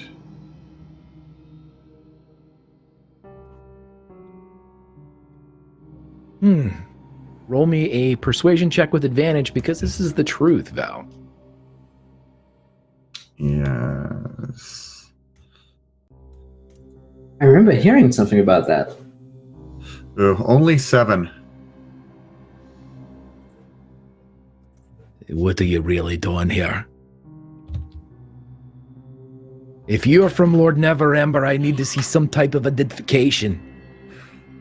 I need to see something that could prove to me that you're supposed to be here. You're not his vassals. No, this but point, we you are all assisting noticed the that- law. Do you have anything? At this point, you would all notice too that the long beard of the dwarf, as he steps free of the shadows and the glint and the glimmer and the glow of the gold, still holds a metallic quality, and that his skin still holds the hue of the gold in which he guards. I'm going Ross, to need I to don't have know anything. right now. Well, here's the thing. See, if we weren't meant to be here, how would we get here? I didn't know this was here until I needed to be here. You don't just grant safe passage to people who aren't meant to be in places to places like this, you know? I don't roll a persuasion check. as the logic's tripping him up. Okay, come While on. that's happening, I grab the egg or the egg. I call it the egg, the loaf of bread with Shit. eyes. No. How did you get that? And he points at Roscrow. How did you With get the stone? Kenku? Oh, the Kenku found No. us. So the Kenku What was he's a wood. holding. This is the a loaf of bard, isn't bread? it? Yeah, okay. She's a talker. Mr. Crow, don't you have like ID, like a police badge or something? No, I can tell you about the bread. I can tell you about the bread. Please. Yeah. Mm. I'm So, all ears. I tried to wrestle the loaf of bread off the girl on the boat because I was kind of hungry. And the Kenku now has it because Kenkus, they can't escape. And they kind of like bread too. We've brought the symbolic bread here because the Kenku wanted a picnic somewhere and it brought him here.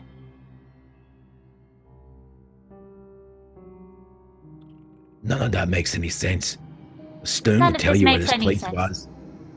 No. Certainly doesn't. Ruva, at this point, all of you would notice that the dwarf is getting decidedly bigger as their face seems to be elongating. The beard seems to be retracting and forming a wreath of almost a fan-like appendage as this creature is growing in size. But Ruva, you don't see any of this. We do, but it doesn't pay the same mind to you as it would the others. As you see in the background, Artemis, as he is creeping towards this dwarf monstrosity, and he seems to be carrying a long staff in his hands. And he makes eye contact with you again, and again says, you see him go to strike whatever it is before you. What do you do, Ruva? I just want to, I want to step in front of the dwarf and just be like, we understand that it looks like we're trespassing. And I'm speaking really slowly, trying to, take up more time. But we are here to help. You see? We brought something that clearly belongs here. And Inspector Ross Crow, who belongs to the City Watch, has been kind enough to let us assist him. And so we are here only for a short moment to return something and then be on our way. But please, entertain us a moment, as we have never been here before. I made Jordings. Would you like to see them? Okay, so the two of you are double teaming the dwarf here. I need either a deception check by one of you with advantage or a persuasion check by one of you with advantage. The deception is you're there. I'm assuming that Ruva, your intention is to distract as Artemis is making his move. Okay, so it would be a deception with Ruva. It would be a persuasion with Morwen, as Morwen doesn't know what Ruva's doing, but is seemingly ready to help. So I will ask the two. Yeah. Oh, do we both do it, or do we just one of us do it? you can either roll a deception, just Ruva, roll a persuasion, just Morwen, or you guys can advantage one another, where Morwen would help Ruva roll deception with advantage, or Ruva would help Morwen roll persuasion with advantage. I'll Do you wanna help do Morwen. it? Okay. Almost because I wanted to eventually move it over to Morwen and be like, Morwen can play songs and draw and like look at all these cool things that she does. Like maybe we can add to your horde. Like, yeah. So I'll help Morwen. Okay. Okay, so Uh, persuasion with persuasion advantage. Yep. Yeah, perfect. Okay, so that one's an 18. I can't grab that same dice. Don't be ridiculous. So that's 18. Okay, so with an 18, the creature you catch this dwarven monstrosity's eyes for a second as the transformation is finished, and before you is a splendid dragon of the gold variety. As it turns and looks, and it's perhaps out of loneliness or curiosity, its eyes take to the Triton in front of him, and, well, what do you have to show me then? And as it leans forward, you would see Artemis walk up and swing the staff, but instead of striking, he simply taps the dragon. The dragon turns, regarding the newcomer, and Artemis pulls his hood from his head, revealing the dark, shaved hair and the light beard. And holding the staff, he says, I don't think gold dragons should be in the City of Splendor anymore. And before you, you see the creature rocket up, breaking through the roof into the streets of the City of Splendors above. And what would be funny or theatrical from any other perspective, you see the creature explode into the night sky, roaring as if some force, some divine, arcane, or combination of both rips the dragon from its spot in the City of Splendors. And as Artemis turns to look at the rest of you, from behind you, you hear, I've seen it. I've seen it all. The City of Splendors, the City of Dreams.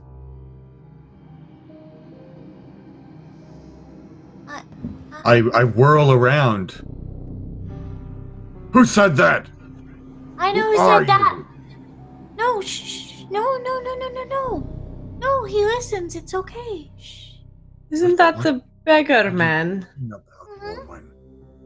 This man Beggar man, And- what are you talking about? walks the streets and he says he dreams and he listens. He listens to what your dreams He must might have be. gotten lost down here. Yes, what is he doing down here in an ancient crypt of all things? What are any of us From doing around- down here? From around the corner, from the door that you pushed open or that Ruva threw open, and entering into this vault, you see the beggar man, the dreamer of Waterdeep, as he shuffles through in his threadbare clothing, his bare feet cracked from his perpetual march over the City of Splendors.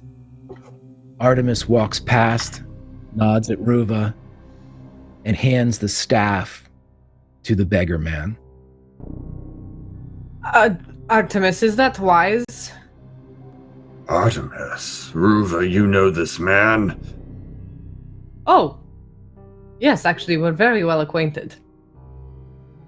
A Very slight powerful smile touches Artemis's lips. I will take my leave. He Oh, moves from. so soon. You hear drift from the outside. You'll want to be leaving soon too. is... Always a mystery, that man. Could never quite figure him out. But if he says we should leave, we should probably leave. No. We only just got here, and he took it away. Oh, I was gonna... Morwen, that was a dragon that we just saw. You know this, right? You know what Yes. dragons are? Right. Yes, It was a dragons. gold dragon. But I've never seen one. He might be No one has ever seen one. could be a relation of mine. The legends say the gold dragons have goodness in their hearts. What did Artemis do to it? Dreamer! Dreamer, can you explain? They just shout. I've into seen the it air around me. all. I've seen it all, Val. Have This you? City of splendors. And he holds up the staff. They're coming for me. Who? Your open lord, the Black Staff. Our friend. Your friends. They finally decided that I was a nuisance that needed tending. The unseen were helpful in this endeavor. And he holds up the staff. But you see, they put one dragon in charge of keeping all of them out of the city. And far ahead through the open hole that was cast wide and asunder by the gold dragon, you all hear a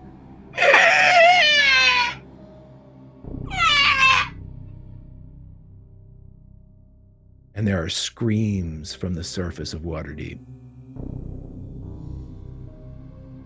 They won't come for me now. Their city will burn.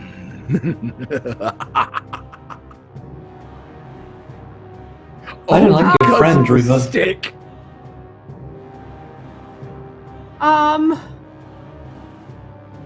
This is a lot right now.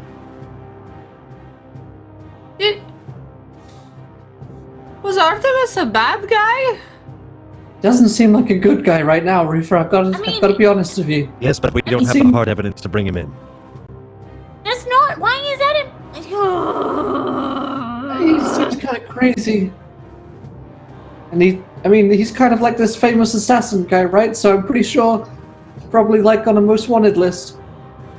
He is. Yes. But he taught me more fighting. He taught me how to summon my lightning. Ruva, I think You your own talk- words apply here right now. This is not a city of dreams.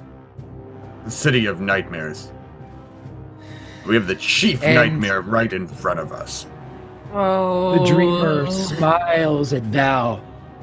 A wild smile with perfect, unblemished teeth and perfect, kingly eyes. You're right, Val. It is a city of nightmares. And I'm not a dreamer. I'm a mage. As he begins to step back, and away go the beggar's clothes, and robes spun of perfect silks embroidered with magics and weaves and arcanology cover his frame, but still the bedraggled mane, the hair and the beard continue their wild aspect as he continues a theatrical bow. Alistair's the name. Take your gold, but I suggest you'd run.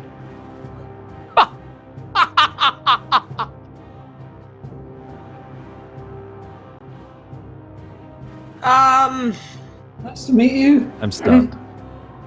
I'm gonna run, I guess, right? We should do what he says, guys.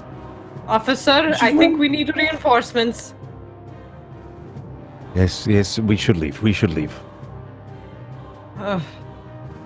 Val, Morwin, Graham, let's go. Out. Going. Morwin I just give kind Alistair a long look. I turn on my heel. Morwin! Morwin, the time is now! Do you take any of the gold? Is it just gold? Is it just shiny things? There's no scrolls or books or... There's more than just gold here. I might be What are you looking looking around for? at that too. I'm Lamp, looking. maybe? I'm looking for books primarily, but scrolls are fine. Any sort of parchment piles, anything like that. Roll me a perception check. Anyone that's looking through the horde.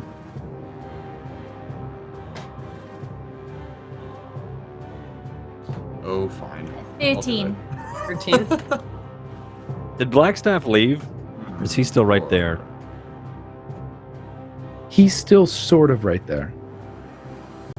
He always is. Okay.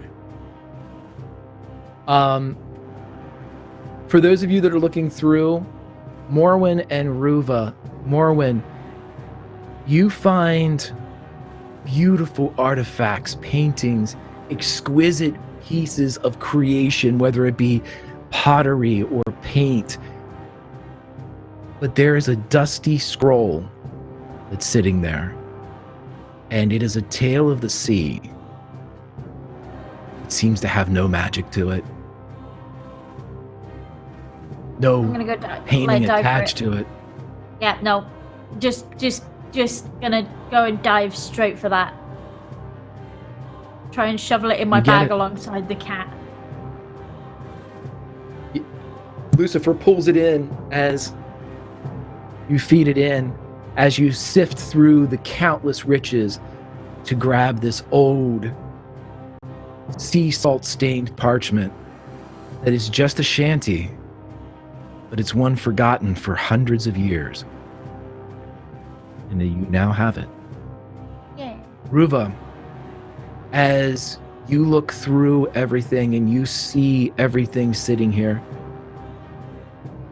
nothing catches your eye. Nothing seems to speak to you the way that you see your friend Morwin scrambling for this scroll. But as you look around the space, kind of leaving the horde itself, you see that hung upon a nail, very unceremoniously against a wooden frame holding up some of the treasure, you see a belt and a knife, and inside the sheath, what looks like a jeweled dagger. Is it a jeweled dagger that I recognize? It looks awful familiar, but not exact. I'm taking them off the wall. I'm buckling it right around me and I'm running. As soon as you take it off, you see in the inside of the belt loop the initials A.E. Okay. And I'm going. The rest of you, Graham, Roscrow, Val, the riches to change a life are in front of you, but there are screams coming through the portal above that speak of an Armageddon. What do you do with all the gold in the world? Never wanted gold. This is evidence. Roscross tries to scramble to the surface any way he can, whether it's through the top follow him. or if it's easier to go through the back. But yeah, Roscross has got to. Gonna scramble, swim through gold. I'm going after you. Don't leave me behind. Are you all leaving? Well, I pause at the edge of the gold hoard, and I think for a moment about all the long years I've spent scraping by on the streets of Waterdeep, swindling the rich. And no one in my entire life of petty crime has ever been as rich as this hoard here. And so I take a small pouch from my hip, about the size of a paperback fantasy novel, and I dip it into the gold hoard. And I spend about 30 seconds getting it back on my belt, and then I run out, hailing the group.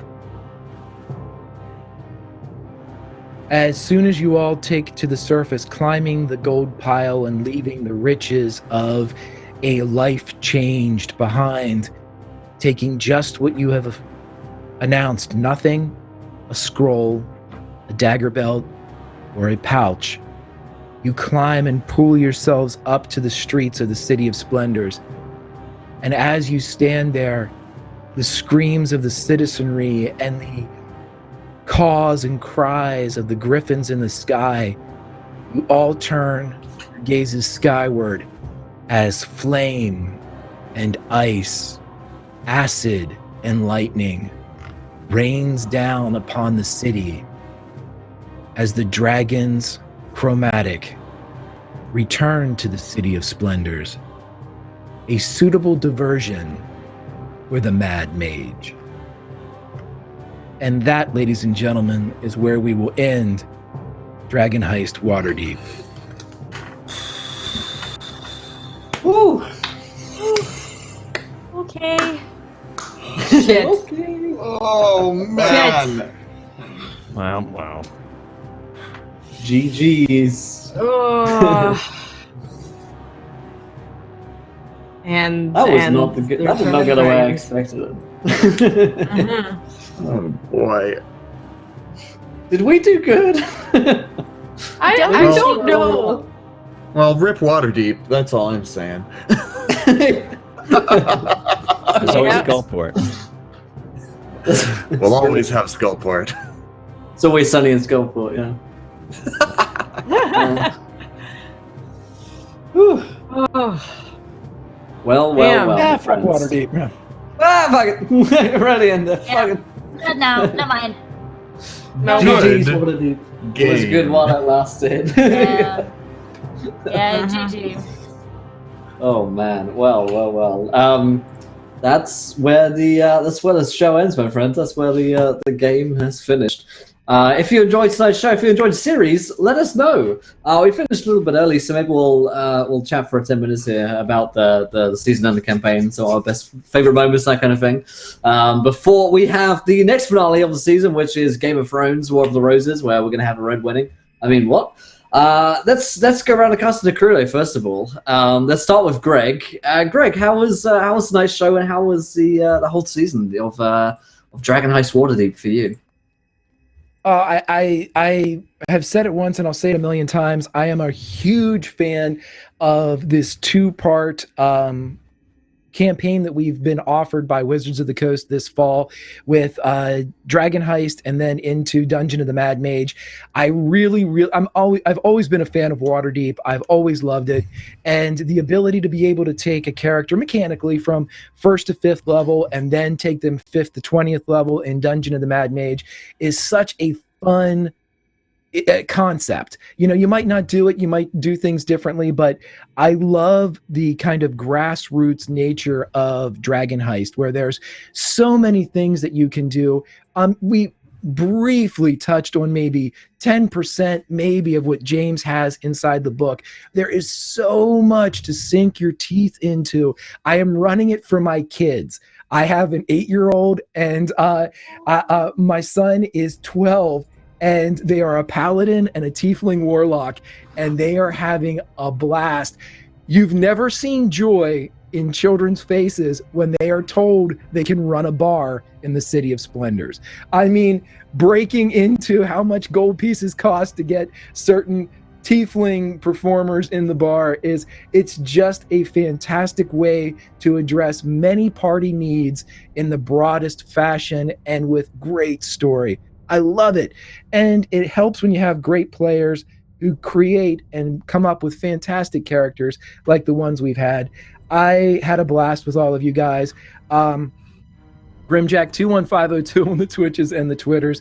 You can find me here, you can find me there, but always on Wednesdays here on Encounter Roleplay from 1 to 4 Eastern. It is where it's at as we play a little Call of Cthulhu. Go crazy doing it. And to tie in today, on Thursdays at 8 p.m. Eastern on my channel, I am running Dungeon of the Mad Mage, where a group, much like this one, is heading below the surface to take on the very same dreamer as we see just whether or not it is a dream or a nightmare. But until next time, my folks, I always enjoy my time here on Encounter Roleplay. Chat, as always, about you. Thanks so much, Greg. And it's not going to be the same here on a Monday about the town crier proclaiming the episodes. I think next week when it's Christmas, I'm going to need someone to give me a recap, and I'm going to, if it's not you, Greg, I'm going to have to do it myself, or just pay someone else to be my weekly town crier. That's a business expense, right? But man, it's been awesome. I absolutely love this campaign, and can we all get another round of applause for Greg and his hard work as he's been putting up with us and our ridiculousness and our memes, and battling through the goodness knows how many technical difficulties over the past 10, 16 weeks, however long it's been. Fantastic. And Pip, how was the Dragon Heist for you? Oh man, that was great. That was super cool. I now kind of, because I've never been to Waterdeep before, right? So I'm now like, oh my gosh, I need to read everything there is about Waterdeep, and I need to figure out who everybody is in this city at any given point in time, and I need more adventures here. And yeah, I think I've definitely fallen in love with the setting. I absolutely love it. Thank you so much to these guys for playing, and obviously to Greg for running us through that, because I'm gonna miss this. I'm gonna miss this like crazy now. All these amazing characters that you guys put together. It's been a really, really cool run. But yeah, my name's Tiny Pixels. I've been playing Morwen, who talks a bit like this, so my jaw aches at the end of every session. Yay! But I'm Tiny Pixels 2X's over on Twitter. If you guys enjoy gaming-y kind of stuff, hello, I'm your kind of person. Fantastic. Thanks so much, Pip. And man, James, how was that for you, my friend? It was absolutely delightful seeing Waterdeep from the other side of the Dungeon Master's screen, and indeed from the other side of my writing desk. It was amazing, Greg, the way you turned this book, all of these words, into a real fleshed out, living, breathing world that we were able to run amok in. And if I may ask you a question, so as one of the co-authors of this book, Waterdeep Dragon Heist, I knew you had to change some things around so as not to give me any sort of unfair advantage. And I'm aware that my co-author and good friend James Intricasso wrote a supplement on the DM's Guild called Unseen Waterdeep. Now, is that... Well, the word unseen has been thrown around a lot. Was that your chief inspiration for this? Absolutely. As I have said on Twitter, I fell in love. This dropped. It was almost like a same-day DLC with Waterdeep Dragon Heist, and whenever I knew I was doing this, I just absorbed everything. There was also a Waterdeep Encounters that I pulled off of. I put it up on my Twitter from DM's Guild as well, and I fell in love with the unseen aspect of it simply because I knew you were going to be in this show, and I knew I couldn't do the base villains. I had to go outside the box, and James was like, oh hey, here's the unseen, and I'm like, I can use some of that. And then I got the Dungeon of the Mad Mage kind of premiere, and I'm like, oh, I can make him my villain. And so I just used both of the Mad Mage and the Unseen to facilitate that and hopefully create something that was a bit new for you, my friend. Thank you. I have not yet read Unseen Waterdeep. So now that we've finished this campaign, I'm going to get right on it. I'm going to link to it in chat. Folks, if you have played through Waterdeep Dragon Heist, or if you are going to run Dragon Heist for DMs who've read the book already, Unseen Waterdeep is made by my co-author, the other creator of Dragon Heist, and it is a 5th villain season, all new stuff. That is just the top of the line quality. It's guild adepts. It's well worth the $5-10 you're going to pay for it. So I hate to bid farewell to Graham and Morwen and Ruva and Roscrow and Lucifer, but all good things must come to an end. I'll see you all again soon. Absolutely. Thanks so much, James. And man, Myth.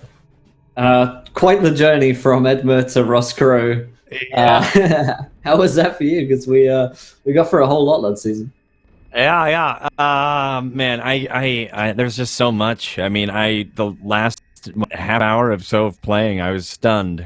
Just listening, and there were things that probably Roscrow was doing, but I wasn't talking about it or displaying or mentioning it because Myth was stunned at the beauty and the legendary storytelling from our GM Greg. It was amazing. I'm still reeling from how awesome that was.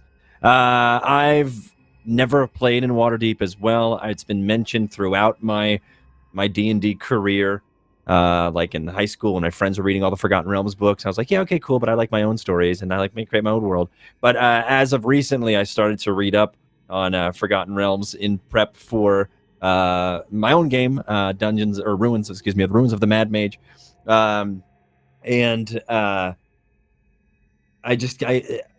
It's amazing. It's a great world. If you guys don't know it, you should definitely look and do your research into it. It's a really cool. And also how many similarities of that world were actually in my own homebrew. That's why I'm just going to ditch my homebrew and probably play in Forgotten Realm from now on. But it's just amazing. Like I said earlier, the simple, unscripted foreshadow of me tripping on a rock turned into the demise of Morwen's next turn was super awesome. And that is just one of the tip of the iceberg of the mere talent and just sheer inspiration that Greg is as a dungeon master and a storyteller. And I just, even when you brought up the Dreamer showed back up, I knew exactly who it was. It was amazing. And I was like, this is so cool. Because every time you go out and you're like, all right, it's going to be a mad dash to the finish because we fucked off the entire session or the entire season. And then you still are able to wrap it into a beautiful braided narrative. And it's just as if it was all planned. It's just amazing how you do that. And I'm still in awe. So thank you so much for letting me play with you all. You guys were all absolutely a pleasure to play alongside of.